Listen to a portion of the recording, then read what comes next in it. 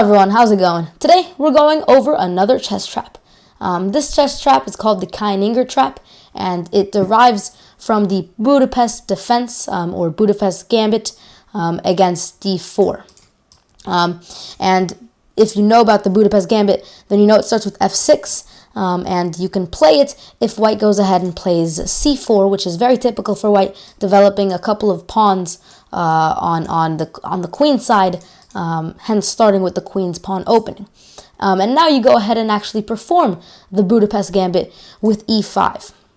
And you're giving away this pawn here, but the idea is that you want to get it back. And this is where the trap kind of comes into. White, after capturing here, is formed with a little bit of a problem, because you're going to go ahead and play this move here, now threatening to capture the pawn. And white has two options. Either really try to hold on to the pawn, which can actually lead to the trap, or, give it away and say, okay, we traded a pawn, let's just move on. And that's probably the better option. But let's say white decides to hold on to the pawn by playing this bishop over here on f4, obviously protecting the pawn. And this evens out the protectors with the attackers. So far white is holding on to the pawn. But now you go ahead and bring out this knight here, your other knight really. And the great thing about this trap is that you see that you're developing a lot of pieces. In fact, even before you've completely done the trap, you've developed your bishop, eventually your queen, and both of your knights. So it helps you boost your development as well, which is good. But now back to the trap. Now obviously white is formed with yet another problem. Again, you can either ignore this and play something else, or do the very natural developing move, but also protecting move, which is bringing out your knights to f3. Obviously, now adding another protector to this little annoying pawn here. That's obviously, we're trying to attack with two pieces, and now white's evened it out with two pieces of its own, protecting it. And now you go ahead and swing out your bishop. Like I said, you're going to be developing many pieces in this attack, or trap rather, which is great for you. And this is obviously check. And now white is formed with a couple of options. If white retreats the bishop here, then that's not the greatest idea, because after capture, or even if white decides to capture with the knight, it doesn't matter, or even the king, it really doesn't matter.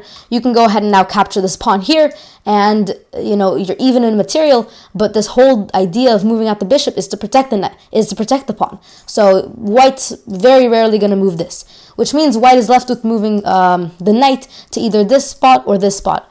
And if white moves the knight to this spot, this is where the trap is played, because by doing this, you're cutting off your king from an escape path. If white moves the knight here, then the king has an escape path on this spot here.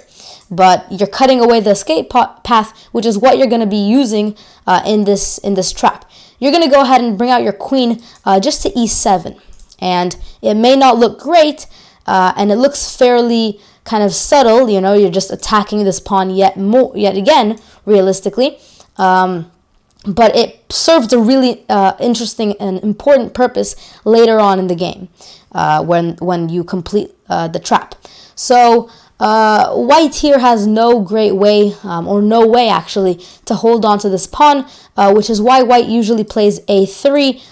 That's the most typical response, saying, okay, I can't hold on to this pawn, so let's go and ignore it and put some pressure, I guess, on some of the pieces that my opponent has. And this is really no problem for you. And in fact, you're simply just going to go ahead and capture this piece here. The idea is, if white goes ahead and falls for the trap, which is capturing the bishop, then you've won the game with this really nice checkmate here. Again, everything working together. This knight coming to this spot, like I said, removes this escape path for the king. So this is considered a smothered mate. The king has no place to go. Legally, the king cannot go. It's surrounded by pieces. And the queen here serves a very nice pin, not allowing the pawn to capture the knight.